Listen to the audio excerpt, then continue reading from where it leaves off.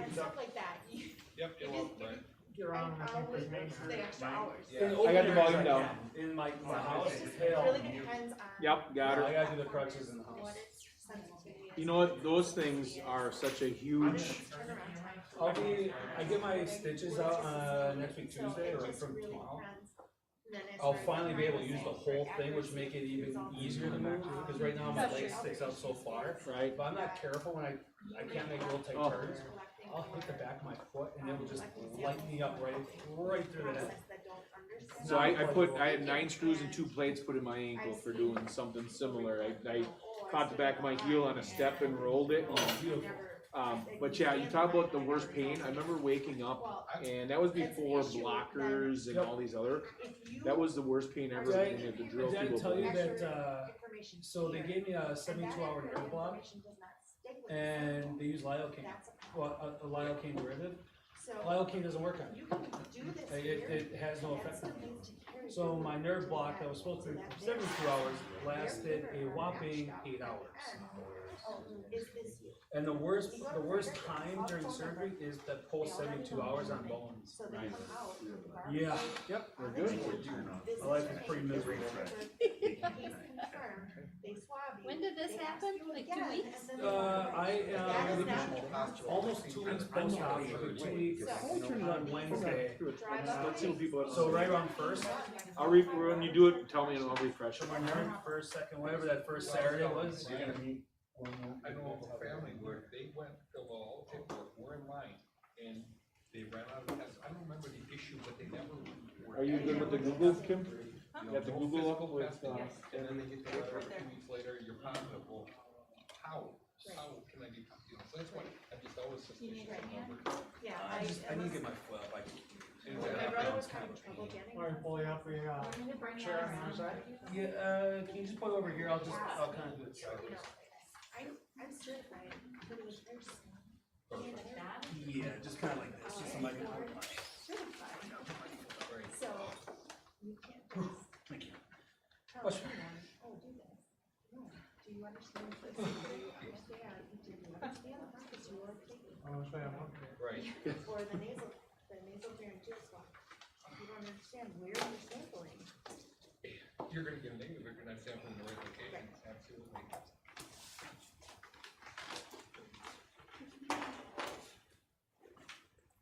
Okay. Oh, you went to purple bag, Yeah. don't you?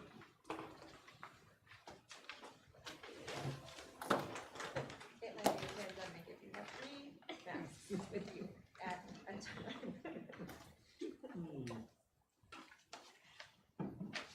Is it time? There's still a minute on One more minute. My defense, I only walked in with 2. Yeah, The exactly. ones in my You pocket. can't help it if you just get one for going to a meeting. It's my coolest one. Yeah. Although I do like my Joe one. Oh, you It's do? inside of the top. And how is that testing, testing on site? My wife has one, and it's all flowers on the front, but on the inside, it's back off, stay away from me. I like my Grinch one. Yeah, Ew. yeah. Or the baby Yoda one. Oh, I didn't see that, I haven't seen 6 that one feet yet. away, you have to Nice. something like that. And then they tested her and she was positive. You know, and then towards then everybody was, but we've all tested negative since, Okay. but there's still somewhat of a lockdown. And then we have to get tested again on Tuesday. Another negative. Okay, I will call the meeting to order. Its agenda, date, time, and location were properly announced. Thank you all for coming and those online. We will start with the approval of the minutes of July 20th, 2020 regular meeting. Is there a motion to approve? So moved. Matt, is there a second? Second. Brian, any corrections, questions? I was just gonna mention that we captured a lot of the comments from the speakers at the meeting, but the people that were actually here, I don't think theirs are included, only the email one. And there was a doctor that had a lot of data, I Katie just Beeker? thought, Katie Beeker? I Yes. thought she was mentioned in there. in the minutes, I didn't see that. Those that may be thinking of Gary's article. Let's see. The first two were here. Let's see Katie's, so maybe I need to add Katie's and. She had it all typed out on a paper. If it's worthwhile to include those, Yes, I'll go back and add those in. that'd be great. Okay, are we going to amend that motion, or with the addition of Katie's? Katie's, you can amend it, yeah. Matt? Are you, So moved. okay, Brian? Okay, any other corrections? All those in favor, please say aye. Aye. Opposed? Motion carries. Next, we have payment of the bills. Is there a motion to approve, for the month of July, the amount of $820,787.10? A motion? Chuck, is there a second? I'll second. Amy, any questions or discussion?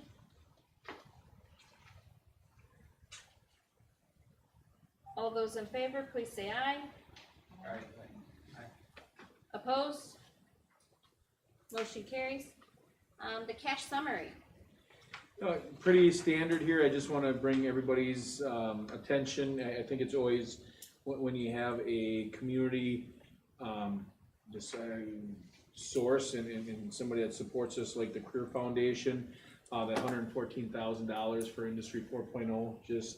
That was one of two grants that we got for this year. The other one was for our middle school program. Just a really good time to remember. Even during all this time, our attention is maybe at more immediate COVID things. We have some really cool instructional things happening and some great community partners that are helping make sure our kids have great experiences. So other than that, everything's pretty standard. Great. Any questions on cash summary? Okay, donations. Again, you know what, sometimes in tough times, that's when the community steps up, and a big thank you to our VFW. Through their meetings, I got a call, and actually it was, Rini had run into an individual from the VFW and said, we want to help all families that are impacted by this. How can we make sure that they have the technology, they have all the resources they need to be virtually or in person? And from that conversation, the VFW wrote out a check for a little over $4,100 for families that I get to use to my discretion as families are in need and are asking for some help. This will be one of the things for our families to help. So, you know, as a board member, here's where conversations help our kids. And what a great way to show support through the VFW. And Rini, thanks for advocating for our kids. So it was a great opportunity. And second, as you may or may not know, we haven't had as many as of late, especially for some of our new board members, but we are prolific Donors Choose district. We have teachers that are always looking for little things to supplement their classroom. And as you can see here, a lot of Donor Choose are $1,000, $1,500 projects, things maybe classroom teachers can't do. And you know, here we have another Donors Choose project here for Mrs. Leiby and Mrs. Reed. So just another way of improving the experiences for our kids. Great. Questions?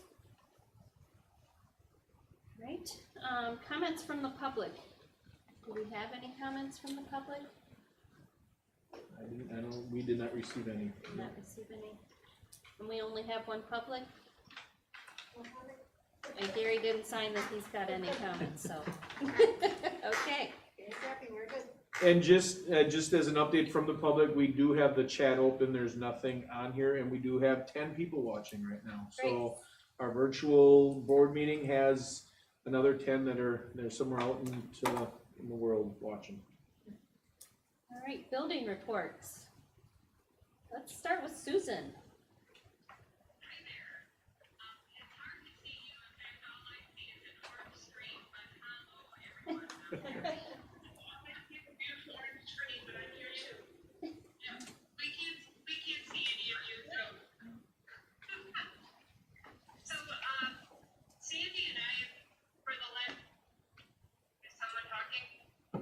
Go ahead, you're good.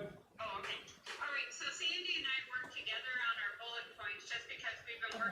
actually together all summer. So starting out with our strong classrooms. First off, we both really wanted to give a shout out to our custodial crew, but also the cleaning company, because the preparations have been underway for the classrooms to be ready. They've been cleaned and polished, and it looks fabulous.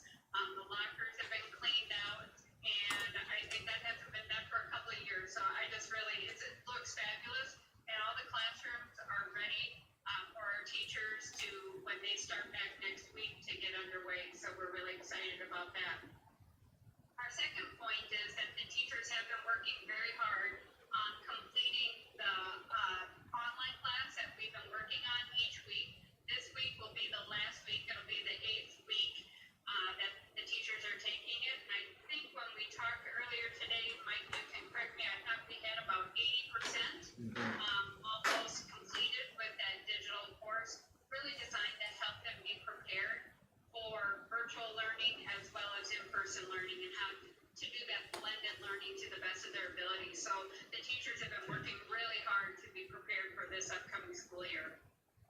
So looking at strong culture, last week, along with Sandy and I, we had probably a good 8 to 10 people that attended the Wisconsin PBIS conference. It was held virtually, and it was held for 3 days, really looking to improve upon the programming that we already have in place and to build our knowledge base and taking it to the next level. So both middle school, elementary, and high school teams attended that, and really looking at working this next school year to, again, like I said, to take our PBIS program to that next level. And with our strong community connections, both Susan and I have been meeting with our voting leadership teams, and we are working through details, dotting I's, crossing T's, working on our transition plan back to school. There's so many unknowns.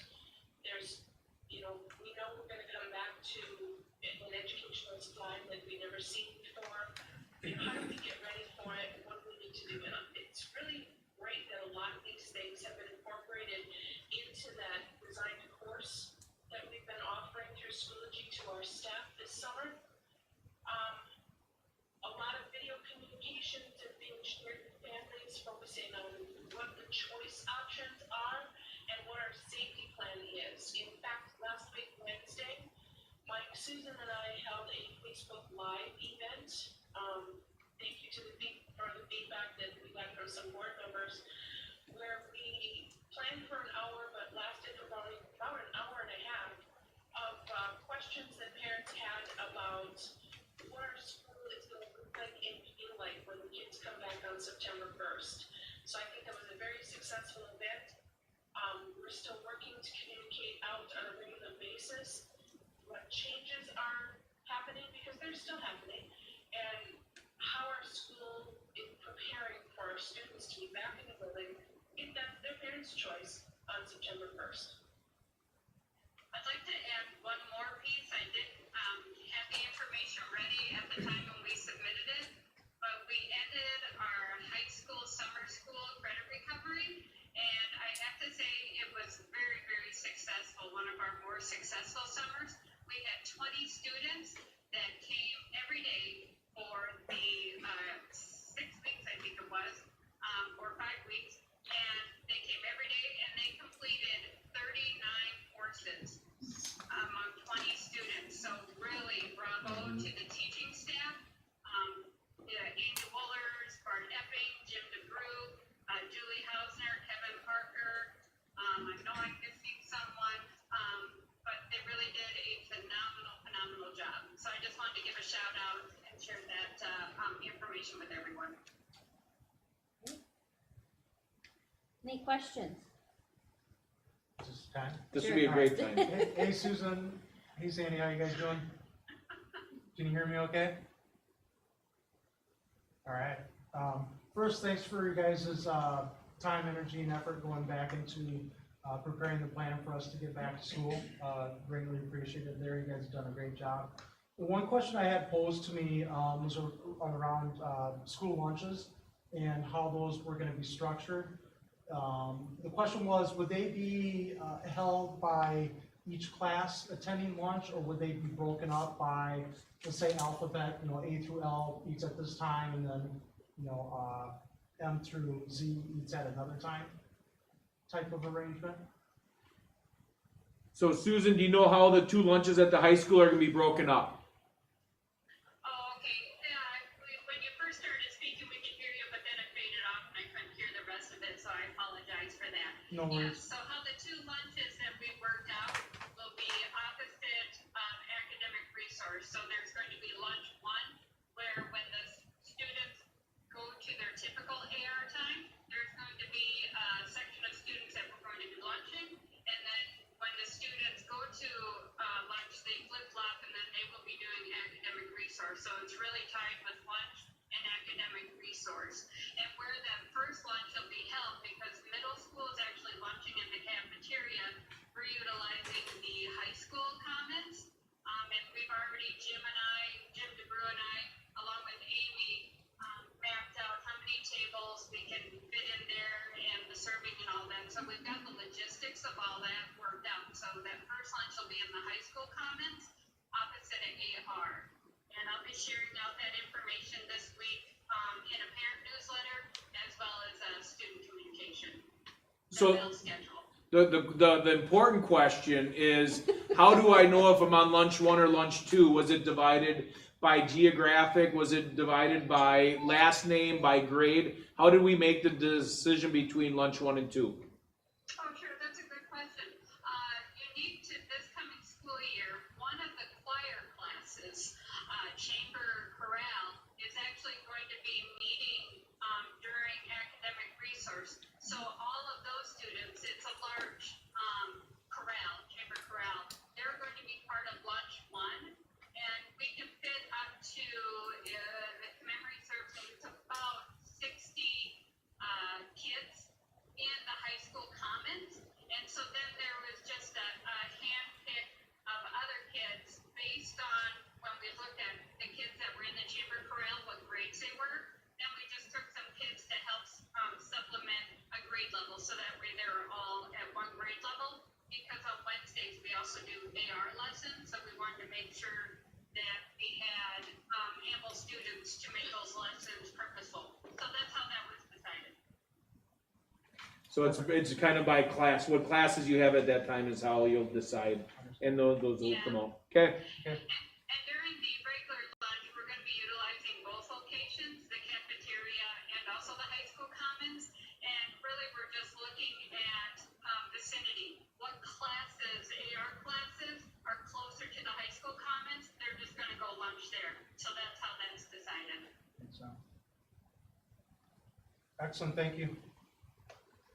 Are there any other questions? Yeah, I had a question from some parents that I was talking to this past week, and they were asking about students who have to help clean either like in the classroom or what have you, because they're going to be eating. Some of them are going to eat in their own classroom. What is that going to look like? Is it soap and water? Are they using disinfectants? What are kids actually using for cleaners? Sandy, I want to make sure you got that question, because this is a really good elementary question. Can you talk a little bit about the cleaning procedures at the elementary, and also what does it look like for our students that are eating in the classrooms, and talk a little bit about the chemicals, some of those other concerns that we talked a little bit Wednesday night about. Sure. The students are going to eat their lunch in their classrooms, and what we did is we mimicked the breakfast program where they eat in their classrooms for the past, I don't know how many years. But what we're doing is we're having a cleaning time after breakfast. We're having another cleaning time before lunch. We're having a cleaning time after the students eat, and then a final cleaning time at the end of the school day. And what we have been told and what we're being provided is each class is going to have 3 microcloths, and Mr. Lefevre has a diluted cleaning solution that he's going to offer in spray bottles to classrooms. The students can either use that if the parents are not comfortable with that, because we do recognize that anything stronger than water is technically a chemical. And if parents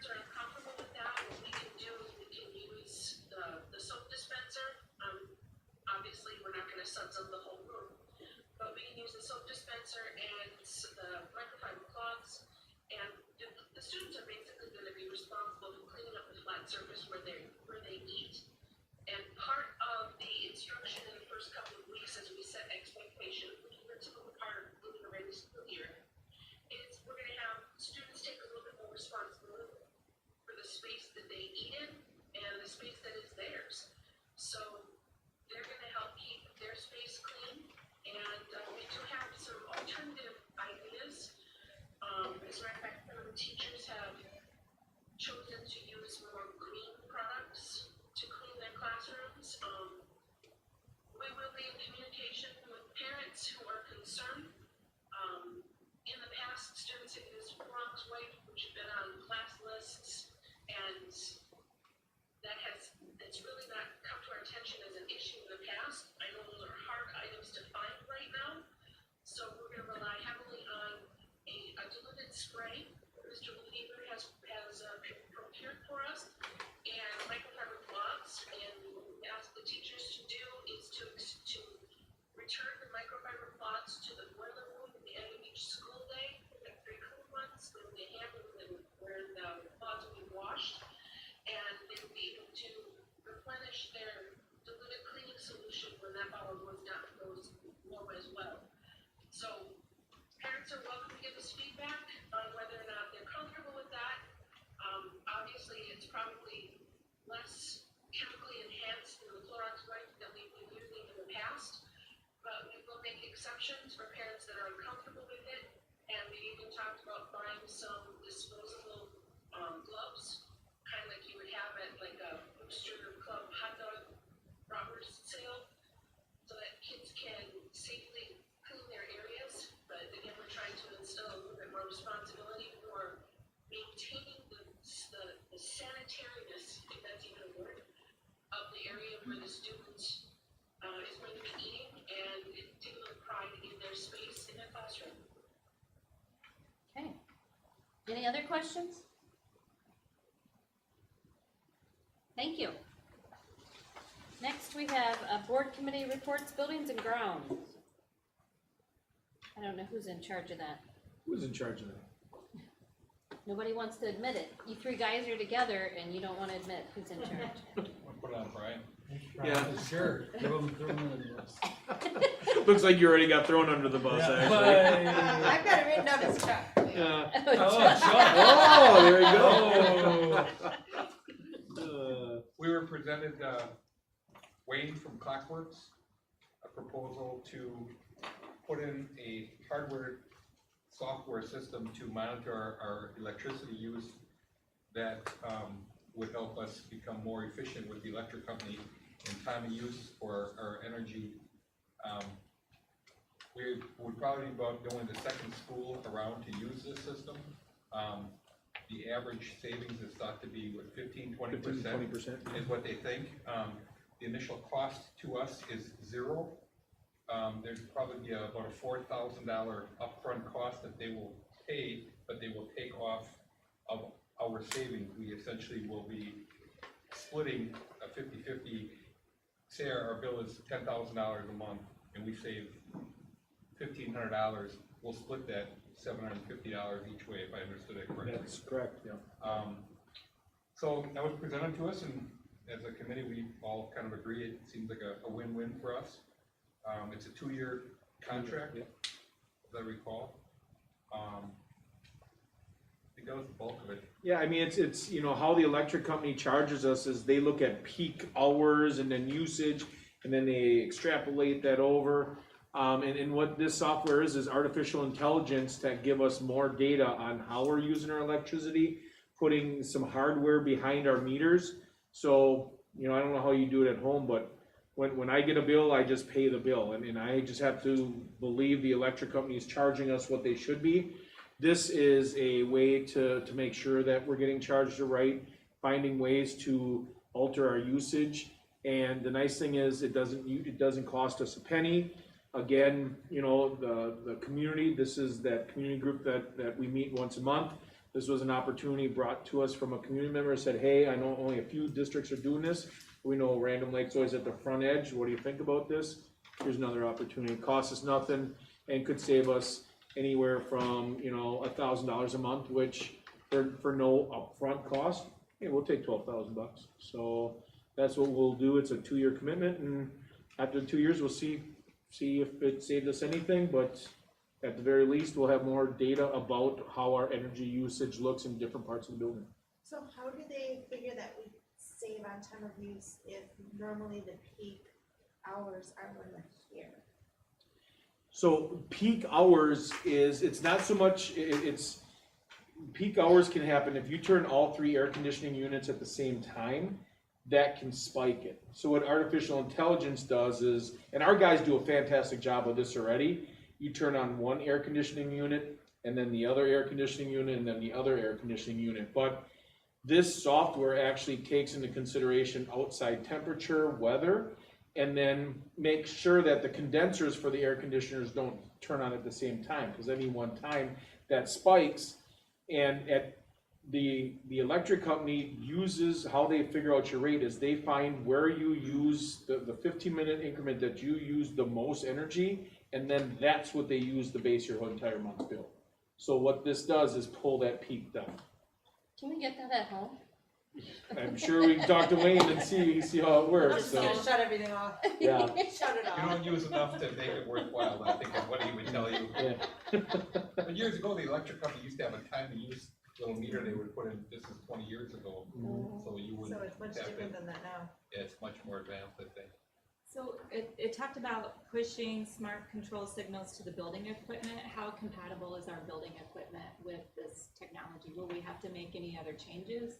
to utilize so- it fully? Yeah, so a lot of we have a lot with J&H Controls out of Fond du Lac. So the last piece we're doing is working with J&H to make sure it's that it's all compatible. And that's the last thing we're going to do is they have a meeting later this week with J&H. We're gonna talk to our J&H, and as long as they give us the thumbs up, we're gonna go forward with it. I'll just add that Mike LaFever was in the meeting and Yeah. he had no issues or concerns. I think he was pretty much supportive of it. Oh, that's good. And Yeah. so is there much cost as far as implementation on our end with maybe staff time and their oversight at all?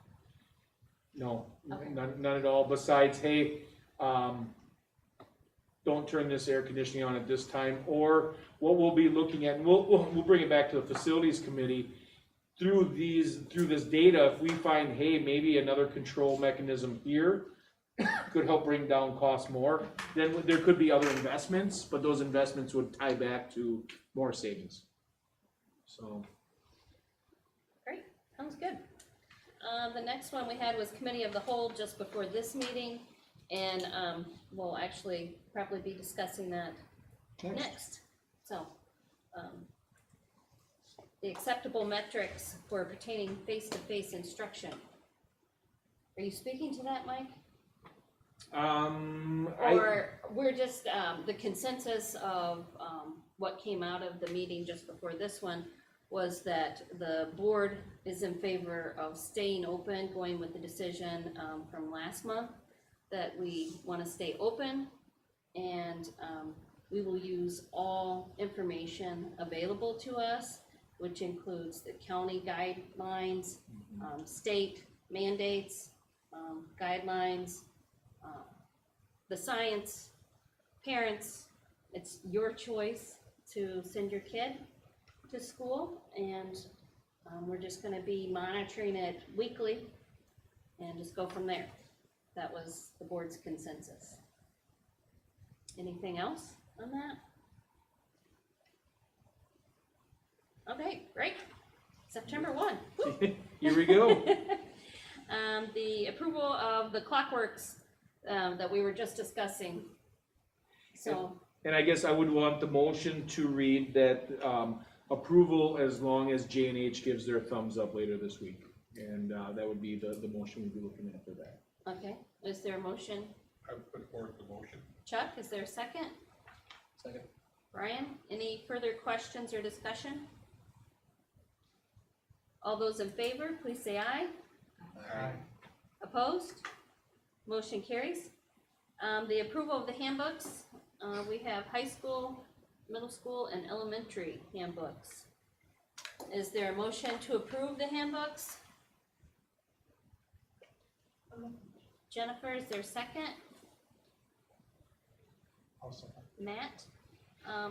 Any questions, discussion, anything crazy new? Nothing really crazy new, I guess. Attendance? Yeah.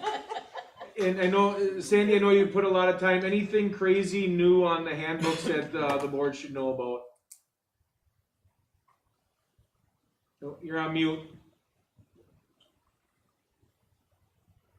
lot of the updates simply have to do with like new dismissal procedures, new building entry procedures, a lot of things that are in compliance with our reentry plan. There are no major significant changes to the like policy related items.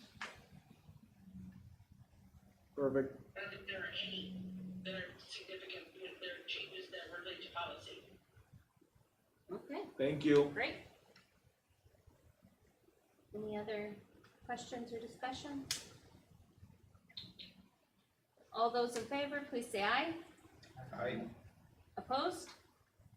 Motion carries. Next, we have to designate our official newspaper. This is something we do every year. And is there a motion to designate the Sounder as our official newspaper with the many, many thanks, fine job that Gary does and his team? Rini, is there a second? Jennifer, any questions or discussion? Thank you again, Gary. Thank you. All those in favor, please say aye. Aye. Opposed? Motion carries. We do have a professional staff resignation. Is there a motion to approve the resignation of Megan Horzen with thanks for her 7 years? Amy, is there a second? Rini, any questions or discussion? If any of your children had, Miss Horzen was a fantastic teacher.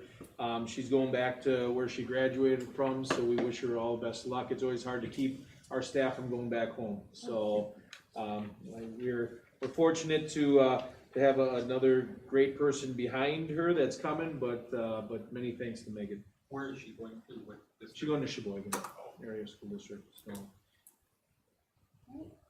All those in favor, please say aye. Aye. Opposed? Motion carries. We need to approve a new professional staff for the middle school ELA teacher, Jenna Westenberger. Is there a motion to approve? Jennifer, is there a second? Second. Matt? Questions, discussion, information? Looking forward to, with all the great experience we lost from Megan. Jenna comes with standards base and is really coming equipped with a lot of things we've been talking about. So, I think we're very fortunate at this time to lose a great teacher, but back it up with somebody that seems like it has a lot of really great potential. So we're very fortunate. All those in favor, please say aye. Aye. Opposed? Motion carries. Oh, and I didn't see this one down here. The high school psychology teacher, I guess we'll do that separate. Just in case. I hope Rick's on. Yeah. He may be, I don't know. I don't see any comments, but we have a couple sections that fit Mr. Sampson's expertise and certification. And heck, we didn't want to get rid of them yet that quick, so pulled them back at a less than full time, and feel very fortunate to have them with us. The way it is, it's first semester for 2 classes, and helps us in a lot of different ways. So we're happy to have them around here. Great. Is there a motion to approve? Rini, is there a second? Second. Amy, any questions or discussion? Hopefully we can send them a proper send off. Yes. Amen. All those in favor, please say aye. Aye. Opposed? Motion carries. And we have a notification of hourly staff resignations. I'd like to thank this staff, Iona? Ivana. Iwana? Yep. Okay, 1 year. Kelly Roll, 9 years, Amanda Belch, 5 years, and Doris Mayer, 17 years. Great group of individuals, and we thank them all for their time. Very much. And then we have notification of new salaried staff, which are bus drivers. Lynn Schinker, I'm gonna butcher all these names. Dion Bieber, you got? James Petrol, Ron Grass, I got that one, Karen Mitchell, and Eve Burmish. So welcome to them.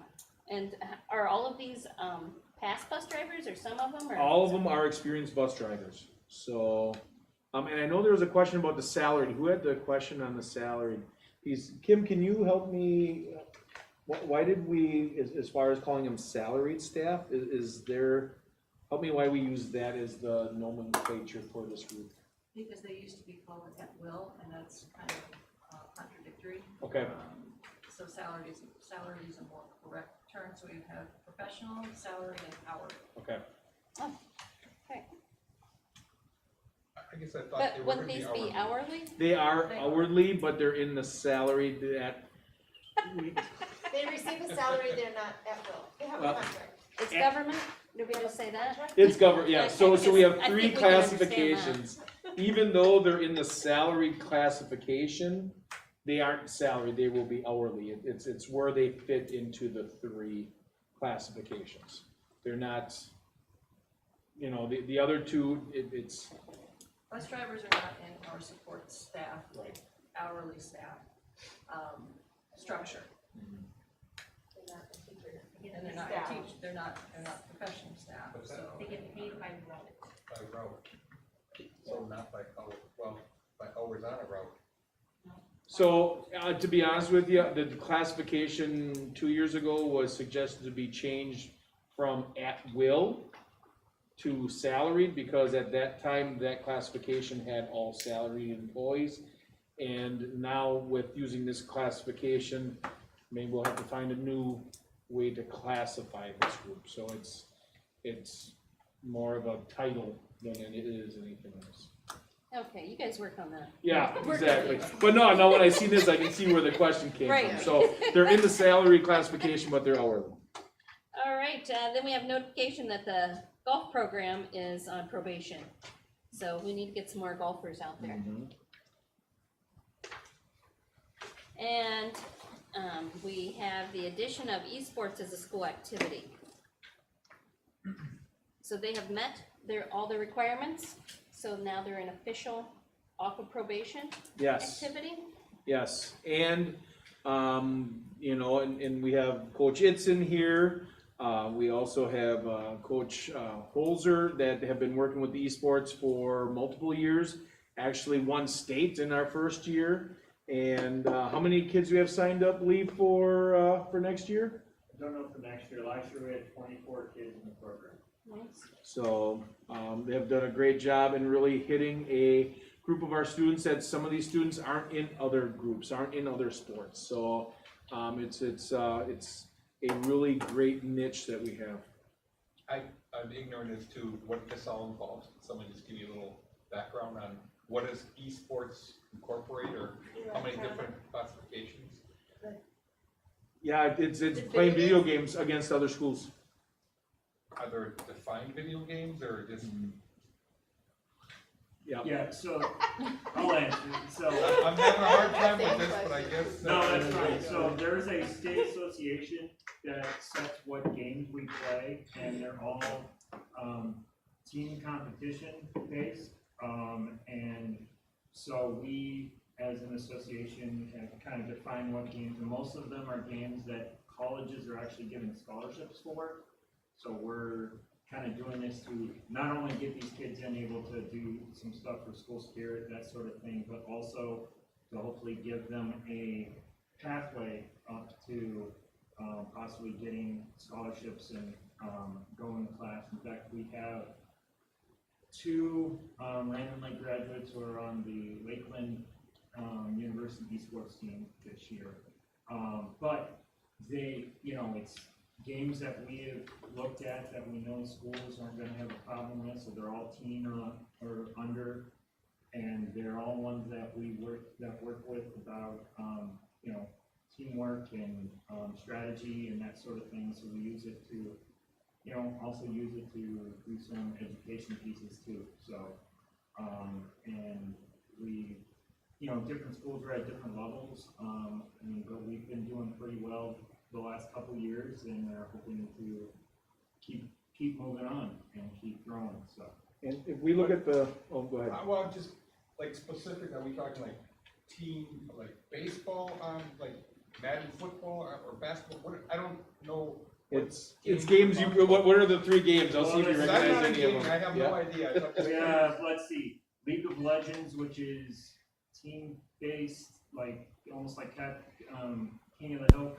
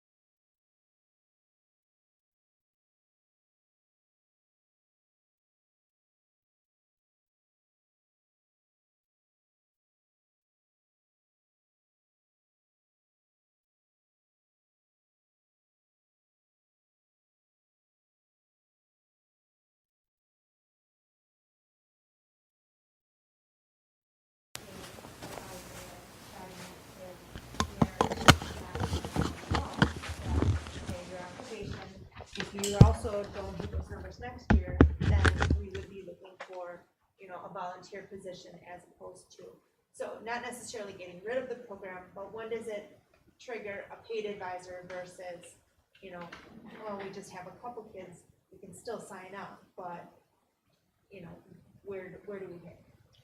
Thank you. I was totally unaware that this was an option. I feel better informed. Hey, quick question for the golf, do you know what the participation rate needs to be essentially for that, or? I think it's in the It's in the handbook, I don't it's have in that the memorized. policy. Yeah. You got probably, what, at least 10, issued 5 And it's been pretty varsity. It- 5. Yeah, it has been historically the last few years, so yeah. Okay, next we have the 660301 agreement, the School to Work Opportunities Grant with Ozaki County School District. This is something we've done for like 15 years or so. Is there a motion to continue? Make a motion.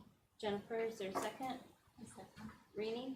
This does not involve any cost to the district and unless we have students involved in it. So nobody takes this option right now? There's no apprenticeships? No, We're involved in a bunch of them. Like, can you give me an example of something that?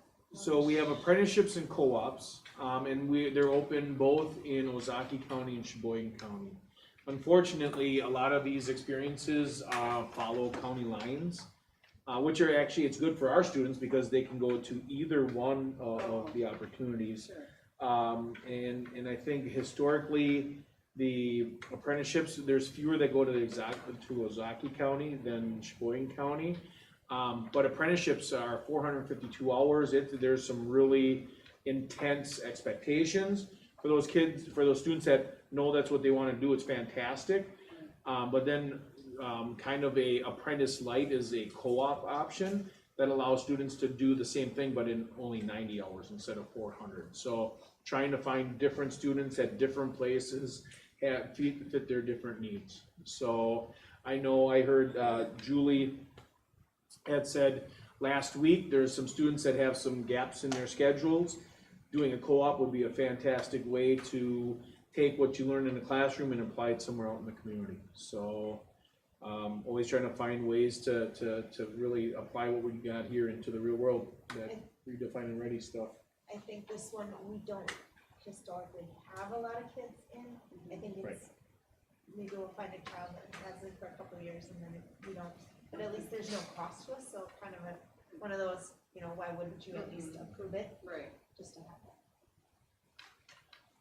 Any other questions? All those in favor, please say aye. Right. Opposed? Motion carries. All right, informational items. Oh, a couple things. First of all, we mentioned in the building reports, we did our Facebook Live event on Wednesday. Had at one time 120 people logged in, and according to some other some of the parents that gave us some feedback, the one that there was actually 10 parents watching around one phone that was at a game. So you know, we maybe hit 20% of our population, which is pretty good for that. It was an hour and a half, but it was a really good discussion. So that was fantastic. Really appreciate our parents tuning in and had some really good questions, but I feel like we're at a really good place because of that event. And you guys really presented it in such a positive manner. I especially think my favorite comment was Susan saying something about, in regards to social distancing, that we are gonna social distance, but we're not gonna be socially distant from our friends. We're gonna, physically distance, but not socially distance, right? However she said it, it was so perfect. Yep. It was really good. You know, and that's the juxtaposition where we are built, this is built around collaboration and working together. And where we're stuck right now is trying to keep us physically distant but socially together. So yes, thank you. We just need to get used to working at the events at the table as opposed to these. Exactly. Mr. Chairman, before you get to the next informational item, can I just add a reminder? Gary, feel free to use the sounder. There's still time to register your students for school. We still have a handful of students that haven't registered. Okay, get registered. Thank you, Sandy. They had the legislative breakfast update this morning. It was just another good discussion about all things at the state level. And just like we aren't sure how it's gonna look a month from now, they don't know either. Everybody's really in re-election or election phase. There's some numbers coming back from joint finance. Unfortunately, I was hoping to have some of the July incomes so I could tell you where we were for tax income. They didn't have it, so hopefully by next month we'll kind of know, because that July was a big, with pushing back the April income, July was going to be that big date of how much of a shortcome we were going to have. So we'll keep you updated there. As you know, September 1st, start of school, and can't wait to get the kiddos back here. Right now, we have approximately 88 to 90% of our students coming face-to-face, and about 10 to 12% coming virtually. I think we're in a good place, and in the last thing, and Susan and Sandy talked about it, I'm just so pleased with our staff. There's a lot of organizations where summer is for teachers, they don't mess with me in summer, not in Random Lake. Our staff been working since July around the professional development. We just planned, next week is the last week, and couldn't be happier to have so many of our professionals doing all this over the summer to get prepared for September 1st. So like it or not, here they come. Woo-hoo. That's right, because like it or not, the kids are coming. They are, and we're happy to have them. We are happy to have them. All right, is that all you have? That's all I have. Okay, we have a closed session on the agenda. Is there a motion to go into closed session as permitted under Wisconsin State Statutes, Chapter 19, Section 1985, 1F, to review a report on seclusion and restraint instances? This is something we have to do every year. Is there a motion? I'll make a motion. Jennifer, is there a second? Second. Chuck? This requires a roll call vote. Chuck? Do you Aye, vote? yes. Okay, Amy? Rini? Brian? Matt? I vote yes. Yes. Jennifer? Okay, we are in closed session, and we have something to say. Yeah, you can cut it off right now. Okay, so we're gonna do